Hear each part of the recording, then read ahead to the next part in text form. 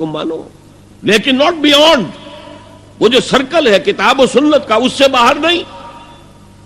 لا طاعت لمخلوق فی معصیت الخالق، یہ آپ الجبرے کے فارمولے کے طور پر اپنے سامنے رکھیے.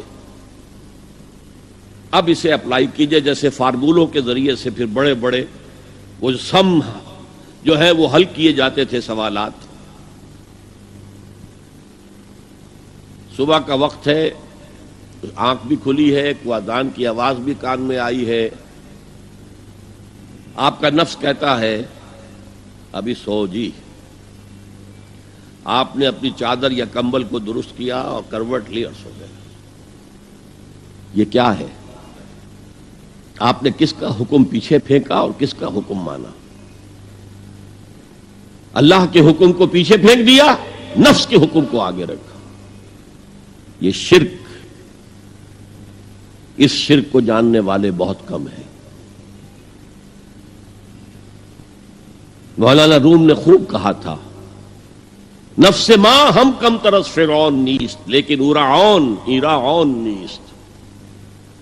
میرا نفس بھی فرعون سے کم نہیں ہے. فرعون نے کہا تھا نا الیس لی ملک مصر وہذہ الانہار تجری من تحتی، کیا اس ملک مصر کی حکومت میری نہیں ہے؟ اور سارا جو یہ آب پاشی کا نظام ہے، انہار کا نظام ہے، وہ میرے کنٹرول میں نہیں ہے؟ جس کا چاہوں موگا کھلا رکھوں، جس کا چاہوں بند کر دوں. یہ تھا خدائی کا دعویٰ، انا ربکم الاعلی. تو مولانا روم کہتے ہیں میرا نفس بھی اس سے کمتر نہیں ہے. وہ کہتا یہ جسم میرا ہے، اس پر میرا حکم چلے گا. میں نہیں جانتا کون اللہ کون رسول، کیا حرام کیا حلال. تو فرعون سے کم تو نہیں ہے میرا نفس. لیکن ایراعون اس کی بہت مدد تھی، فوج تھی، لاؤ لشکر تھا، تو اس نے زبان سے بھی کہہ دیا کھل کر انا ربکم الاعلی. میں مسکین ہوں، غریب ہوں، میرے پاس کوئی طاقت نہیں ہے، میں زبان سے تو کچھ نہیں کہہ سکتا، اندر سے میرا نفس یہی کہتا. یہ نفس کی حکومت قرآن کہتا ہے. میں حیران ہوتا ہوں، دو جگہ یہ مضمون آیا ہے. ارأیت من اتخذ الہہ ہواہ افانت تکون علیہ وکیلا. اے نبی تم نے دیکھا اس شخص کو، اس کے حال پر غور کیا جس نے اپنی خواہش نفس کو اپنا الہ بنا لیا ہے. اللہ اکبر. الہ، لا الہ الا اللہ. کلمہ توحید کا مرکزی لفظ یہاں آ رہا ہے. من اتخذ الہہ ہواہ، جس نے اپنی خواہش نفس کو اپنا معبود بنا لیا، الہ بنا لیا.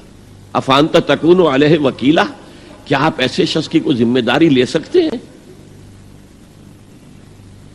سود حرام ہوا کرے جی، حرام ورام، ہمارا دھندا جو ہے وہ آگے بڑھ نہیں سکتا. تو اللہ کے حکم کو پیچھے ڈالا، نفس کے تقاضے کو آگے رکھا. کون معبود ہے آپ کا؟ نام عبداللہ رکھیے، نام عبد الرحمن رکھیے، ہے عبد النفس، نفس کے بندے، نفس کے غلام. پوچھا گیا ایو الہجرت افضل یا رسول اللہ، اے اللہ کے رسول بتائیے سب سے اعلیٰ ہجرت کون سی ہے، افضل؟ فرمایا ان تہجر ما کرہ ربک، ہر اس چیز کو چھوڑ دو جو تمہارے رب کو پسند نہیں. آج رات ہی سے آپ ہجرت شروع کر سکتے ہیں. جائزہ لیجئے کیا کیا چیزیں میری زندگی میں خلاف شریعت ہیں جو اللہ کو ناپسند ہے. فیصلہ کیجئے کہ آج کے بعد نہیں ہوگی. ہجرت شروع ہو گئی. افضل الہجرہ، سب سے افضل ہجرت شروع ہو گئی. المجاہد من جاہد نفسہ، جہاد تو یہاں سے شروع ہو گیا، اپنے نفس کے خلاف جہاد کرنا.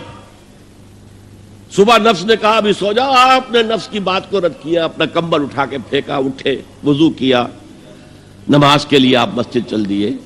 آپ نے جہاد کیا نفس کے خلاف. یہ افضل الجہاد ہے. اور سب سے چوٹی اوپر یہ ہے کہ جب وہ حق و باطل کی جنگ ہو تو جان ہتھیلی پر رکھ کر میدان میں حاضر ہو جاؤ. افرأیت من اتخذ الہہ ہواہ افانت تکون علیہ وکیلا. کیا تم نے غور کیا اس شخص کی حالت پر جس نے اپنی خواہش نفس کو اپنا معبود بنا لیا، الہ بنا لیا؟ کہہ رہا ہے لا الہ الا اللہ، لا الہ الا اللہ، لیکن الہ تو اس کا لفظ ہے. اب اس کو انتہا پر لے جائیے. عہد حاضر کا سب سے بڑا شرک، سب سے بڑا شرک، سب سے بڑا شرک عوامی حاکمیت کا تصور ہے. حاکم اللہ کے سوا کوئی نہیں، ان الحکم الا للہ۔ ظاہر بات ہے فرعون نے اگر دعویٰ کیا تھا میں تمہارا خدا ہوں، انا ربکم الاعلی، تو کیا اس کا مطلب یہ تھا کائنات میں نے پیدا کی ہے، تمہیں میں نے پیدا کیا؟ ذرا سوچئے،